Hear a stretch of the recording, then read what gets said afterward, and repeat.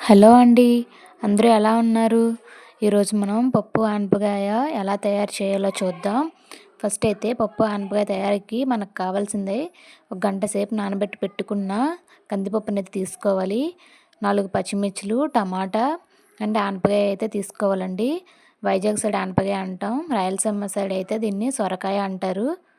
నేను ఆనపకాయలో సగం ముక్క తీసుకున్నాను. దాన్ని నీట్‌గా కడిగి తోలు తీసి ముక్కలుగా అయితే కట్ చేసుకున్నాను.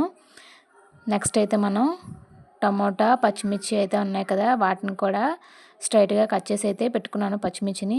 ఆనపకాయ ముక్కలు కూడా ఒక బౌల్‌లో వేసుకున్నాను. ఫస్ట్ మనం ఒక కుక్కర్‌ని తీసుకొని దాంట్లో నానబెట్టి పెట్టుకున్న కందిపప్పుని అయితే వేసుకోవాలండి. దానికి తగ్గట్టుగా వాటర్ అయితే కొంచెం యాడ్ చేసుకోవాలి ఉడకబెట్టడానికి.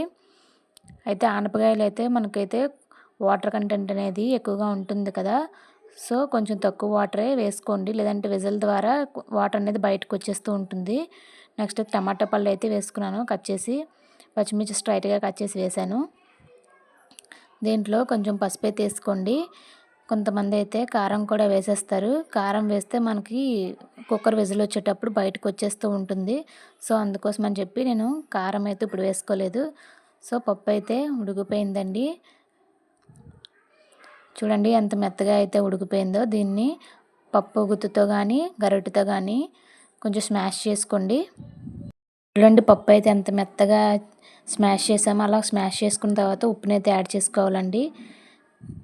రుచికి తగ్గ కారంని అయితే మీరు తినే దాన్ని బట్టి యాడ్ చేయండి. చిన్న నిమ్మకాయ సైజంత చింతపండుని తీసుకొని కాసేపు నానబెట్టి ఆ వాటర్ని అయితే యాడ్ చేయండి. పప్పులో చింతపండు రసం వేసుకుంటే చాలా బాగుంటుందండి. ఒకసారి అన్నీ కలిపేసి స్టవ్ మీద అయితే పెట్టుకోవాలండి. దీన్ని ఒక 10 మినిట్స్ వరకు ఇలా మరగనిస్తే కారం అనేది ఆ స్మెల్ అయితే పోతుందండి, అంటే పచ్చి వాసన అనేది పోతుంది. నెక్స్ట్ అయితే నేను వేరే బౌల్లోకి అయితే దాన్ని తీసుకున్నాను. చూడండి ఎంత బాగుందో, కలర్ఫుల్గా భలే కనిపిస్తుంది కదా, టేస్ట్ కూడా అలానే అదిరిపోతుందండి.